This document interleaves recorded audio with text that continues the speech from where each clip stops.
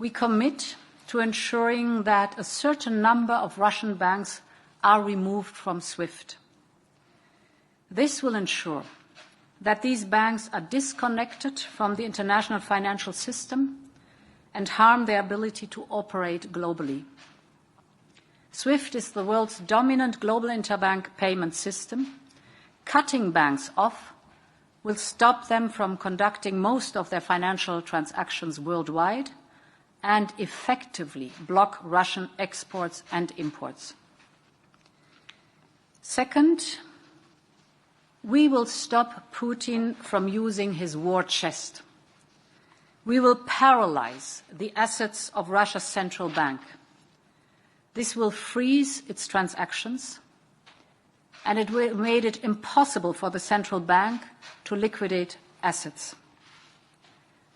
And finally, we will work to prohibit Russian oligarchs from using their financial assets on our markets. Welcome to the Crypto Teacher. And guys, I come back with that video just to make you think. And guys, I told you it was going to be a great event this quarter and at the end of the year. But I didn't think the movie was going to get this good from the start. I thought they would drag it on out to September and then turn it up. But guys, they're turning it up now. But this should let us know how bad things are. Right now we have inflation going wild.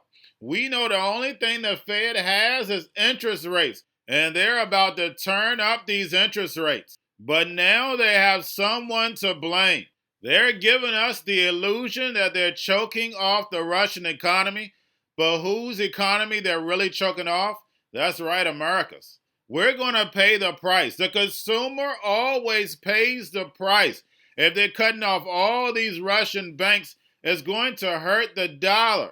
And this gives the emerging markets all the reason to move over to cryptocurrencies and get off the dollar. And while the American economy is choking, what's going to happen? That's right. They're going to move in the robots, algorithms, and drones. The automation is about to come. Yes, we're going through hyperinflation, but all that automation is going to come right behind it to create hyper-deflation. And the fourth industrial revolution was designed a long time ago. The rise of China the Dragon and the digital yuan, and the fall of the America to Babylon. And is SWIFT going to be banning China and Russia? No. Only thing they're doing is moving over to SWIFT 2.0, those digital payments. And we know Xrp Xlm and the Lightning Network are going to be moving these CBDCs. And remember, the Crypto Teacher told you, because he knows. When it comes to the New World Order, it's all planned out. You have a wonderful day. Information on exactly how much money he holds and where, though he's widely believed to be the richest man in the world. Who has 2 years of experience. That's it.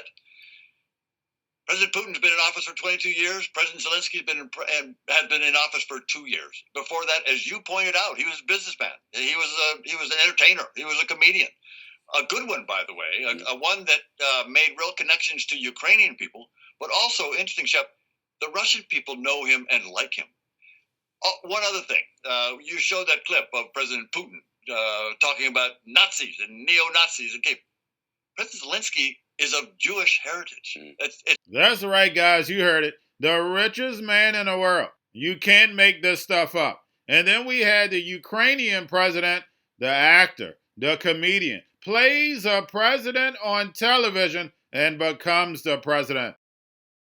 CBDC is absolutely an effort by many non-aligned countries to move away from the sanctioned power that exists in our current Western bank-dominated, SWIFT-based messaging system, account-based banking system. So there's no question. It's a point that Daniel Gorfine and I made 2.5 years ago in our Wall Street op-ed, saying if the U.S. could send a man to the moon, we could put the dollar into cyberspace, advocating for the U.S. to accelerate its development, its exploration of central bank digital currency. For China, it's not just about developing its own ECNY. It's also about dominating the underlying CBDC technology in the same way they've done with 5G technology, so they can be a major exporter of CBDC infrastructure to countries around the world that desire to have their own central bank digital currency, but don't have the wherewithal to build the core technology from scratch.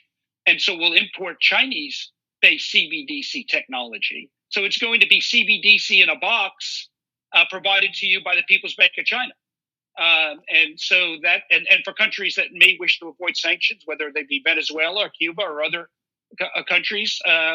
So, CBDC is absolutely being seen as a form of statecraft by countries that have been subject to Western sanctions in the past and wish to have a way to avoid that in the future. We're going to a different economy, and we're going to be learning more about that as we go. But clearly, we're learning that things can be done from remote locations. We're learning that technology can replace people even more than we thought.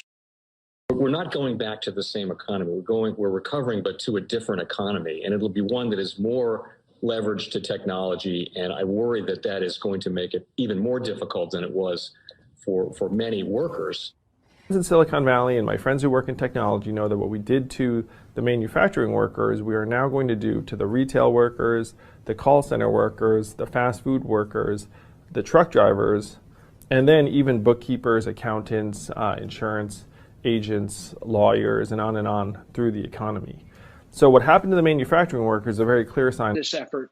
And China has big plans for this. They intend to seed their digital yuan into the global environment by giving it away to visitors at next winter's Olympics. When they arrive at the airport, they're going to get yuan digital wallets. They're going to receive digital yuan.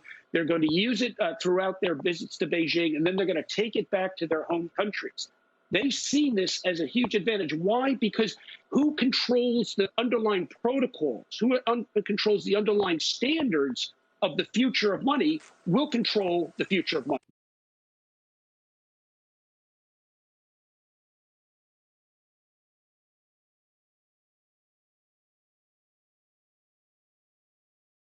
Most powerful person in the world is the storyteller. The storyteller sets the vision, values, and agenda of an entire generation to come. Steve Jobs. And guys, I truly believe in this. When you look at the New World Order, they're the storytellers. And that's the reason why I wrote my New World Order book. But guys, now it's time to change the current generation. And I wrote 3 kids' books. I love the Trinity because I understand the power that's in it. So I have 3 books. We have an opportunity to change the generation, to educate, not just me, but I want to show you that I take action on a daily basis. And I want you to take action on a daily basis. Whether it's your job, whether it's in your community, we have an opportunity right now to educate the masses. I posted this on my Twitter account. Please share, but this is a short clip of the 3 books. There's going to be a clothing line and action figures. Please get these books for your kids, nephews, cousins, friends, so therefore we can start the re-education now. Because as we see, the 4th Industrial Revolution foundation is definitely here. Robots, algorithms, drones, taking humanity out the picture. We have to re-educate. But let's get into the video. Part 1. King Joshua and Grandma Tam save the village. Part 2. King Joshua and Grandma Tam save New York. From COVID Stories 3. Part 3. King Joshua and Grandma Tam goes to China. It's mandatory to get part 1, part 2, and part 3 of this series. It's time to re-educate Generation Z.